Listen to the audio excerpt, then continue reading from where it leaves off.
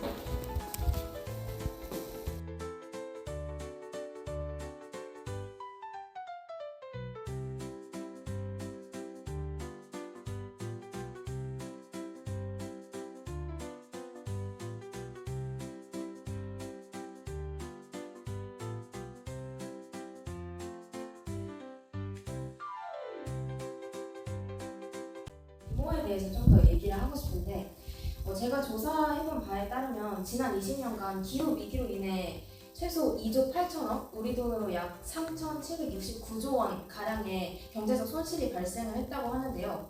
또한 이 20년간 약 12억 명이 이상 기후로 인해서 피해를 입었다고 합니다.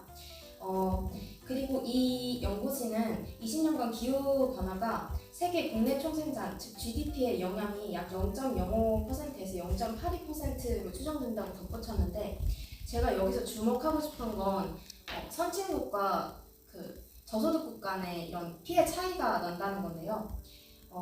예를 들어서 고소득 국가가 GDP에 약 0.2%가량 영향을 받은 반면에 저소득 국가는 같은 기간 1%가량의 GDP 타격을 받았다고 합니다. 약 5배 가량이죠. 그래서 저는 선진국에 비해 개발도상국이 기후 위기로 인한 이런 자연재해에 대처할 여력이 없기 때문에 이런 차이가 발생을 했다고 생각해서 일부 국가가 기후변화에 대한 책임은 적지만 피해는 훨씬 더 크게 겪는 이런 기후 불평등이 심화되고 있음을 문제 삼고 싶었습니다. 기업이 약간 환경적인 문제를 해결하기 위해 친환경적인 제품을 만들어내는 과정에서 그 경제가 발생한다고 말을 했었는데, 그 이유가 약간 현재 약간 환경 위기나 지구 온난화 같은 문제가 정말 많잖아요. 그래서 그걸 해결하기 위해서 기업도 약간 친환경적인 제품이나 서비스를 만드는데, 그 과정에서도 약간 예를 들어 친환경적인 펜을 만들기 위해서 공장을 가공할 수밖에 없잖아요. 그래서 그 공장을 가공을 함으로써 어쩔 수 없이 또 환경에 피해를 주는 그런 화학 비료 같은 것이 발생하기 때문에 결국 그 친환경적인 제품을 만들기 위해 또 기후를 악화하기 때문에 그런 약간 역설적인 부분이 저는 문제점이라고 생각해서 그거를 저는 해결을 해야 된다고 생각합니다.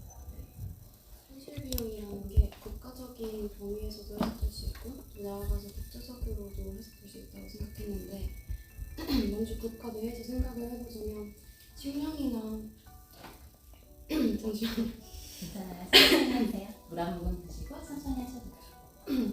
그 폭염이랑 홍수 같은 기후 이변이 발생하는 그거에 대한 복구 비용도 국가도 그걸 부담을 물론 해야 되지만 전체적으로 봤을 때 그것으로 제일 피해를 입는 대상이 국민이라고 생각을 했고 그렇기 때문에 전반적으로 손실 비용의 피해가 국가 내에서 크게 사람들의 삶의 질을 저하하는 현상으로까지 이어질 수 있다고 생각을 했고 그리고 의료 비용 같은 경우에도 기후 이변의 문제로 더 늘어나게 되니까 의료 비용 부담에도 당연히 사람들의 피해가 있을 거라고 생각을 했습니다.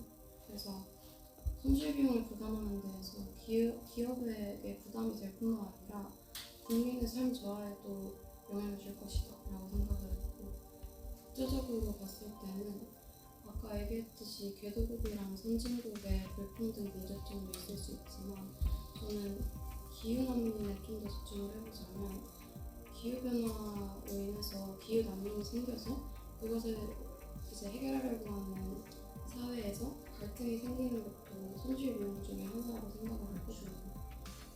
단순히 경제적인 비용으로 따지는 것뿐만 아니라 저는 이제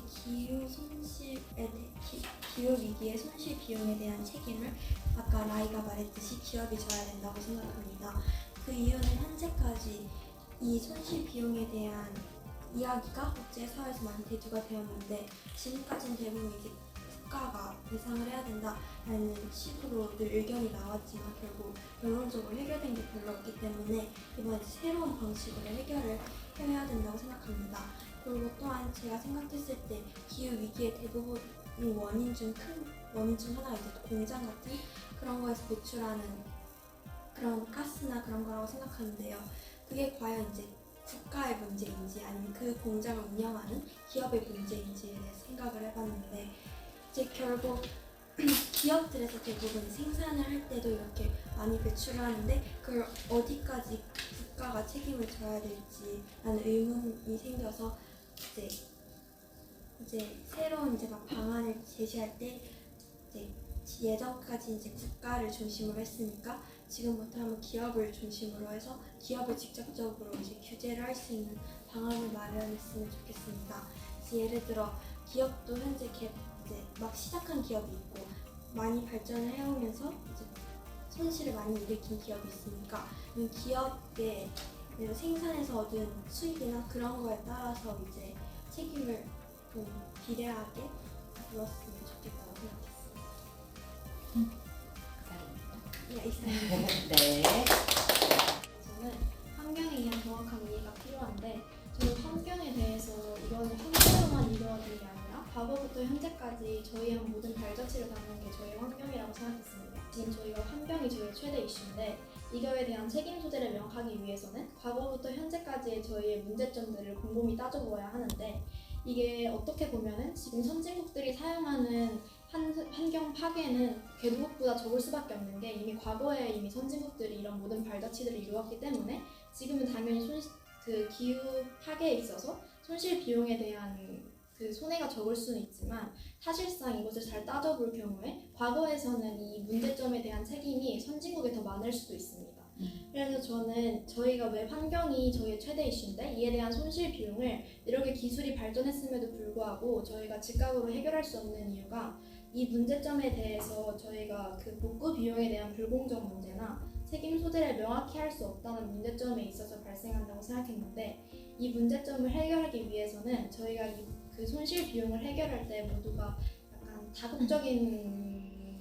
다국적인 관점에서 모든 전 세계가 이 문제를 함께 주목해야 되고 이 문제점에 대해서 각각의 책임 정도를 어느 정도 인정해야 되면서도 이 문제에 대해서 한 사람 한 국가가 책임지기보다는 제가 생각하기에는 50대 50으로 선진국과 개도국이 함께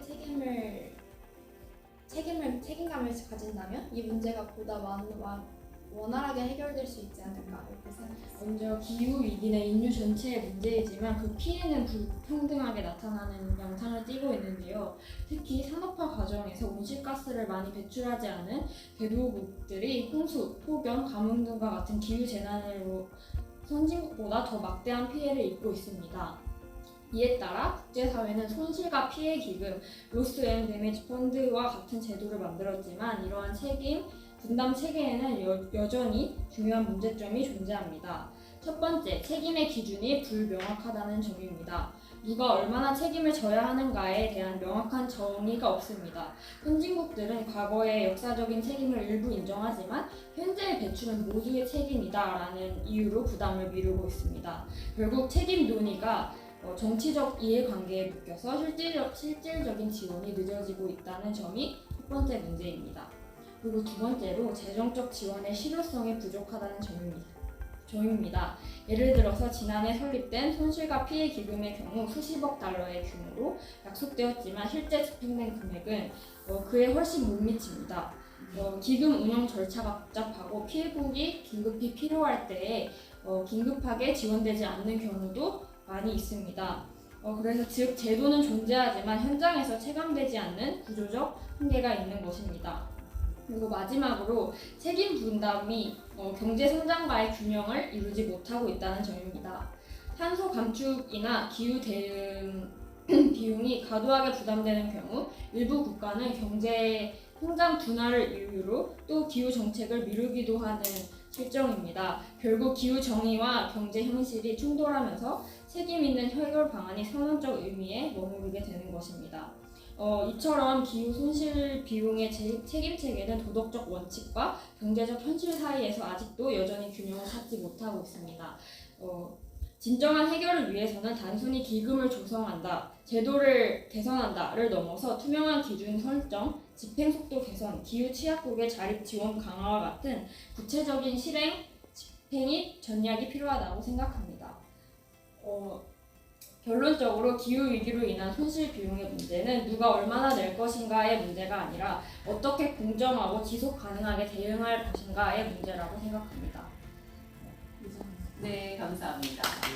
그 국가에서 책임져야 하는 사람의 수가 늘어난다는 것은 결국에 특히 이제 아직 그 나라에 완전히 동화돼서 생활을 할 수 있는 수준이 아니기 때문에 더 많은 지원이 들어가야 되는 거예요. 자, 보면 주체가 기후 난민이에요. 기후 난민의 손실 비용에 대한 책임 주체의 근본 명확성이네요. 그렇죠?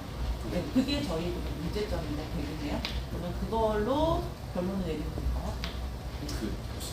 항상 비용에 대한 문제가 혹시 조사한 것 중에 기업의 인류 추구를 도경해서 정책의 변화가 필요하다. 또 국제기금 지원이 필요하다. 아주 다양한 의견들이 나왔습니다. 그리고 또 교육이 바뀌어야지 된다. 특히 인간적이었는데요. 네, 외국 가려면 영어 잘해야 되고. 약간 붙이고 모으죠. 두 개 똑같네 교육. 그리고 빨간색은 해결하는 그런 교육이 좋은 것 같아요. 누가 썼어? 배달 수업이랑 해결방안을 나눠서 필요할 것 같아요.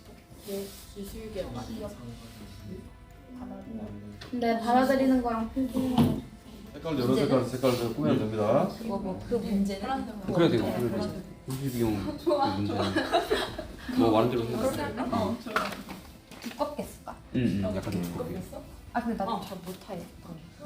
이걸로 해? 이거? 이걸로 아 상관없어. 상관없을 거. 평평한 대로 해야겠어요. 네. 내가 좀그 디자인 기후 위기 문제는? 손실 비용이 낫지 않나? 알아? 그렇게 하자. 기후 위기 뭐라고? 기후 그러니까 줄여도 돼요. 기후 손실 비용 이렇게 해도 돼요. 기후 손실 비용 다 아니까. 그 문제는? 줄여도 돼요. 아, 그래야지 크게 쓸 수 있으니까. 자, 어디 신기파 같이 도와주세요.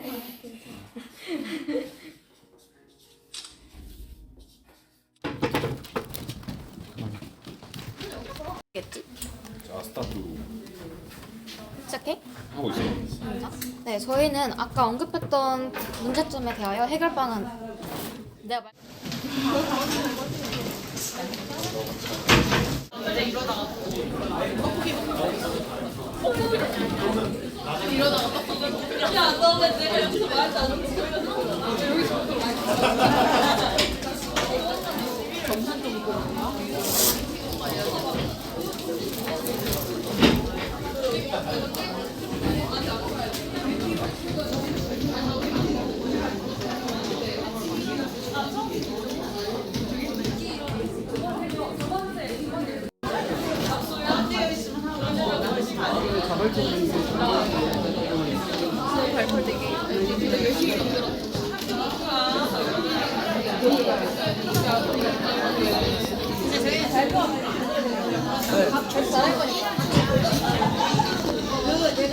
자, 조별로 앉아주세요. 조별로 앉아주시고 이 가방을 내려야 뒤에 아이들이 시야가 가리지 않으니까.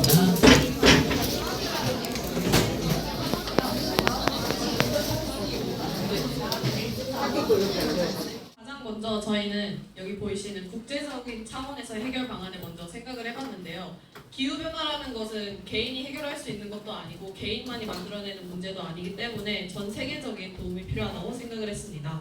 따라서 저희는 국제기구에서의 모금 시스템 마련을 하고 이를 탄소 매출에 따라 차등적으로 부과하는 것이 어떠냐라는 의견이 있었습니다.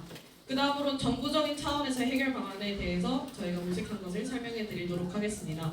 가장 먼저 나왔던 의견은 바로 탄소세 등을 부과하는 것인데요.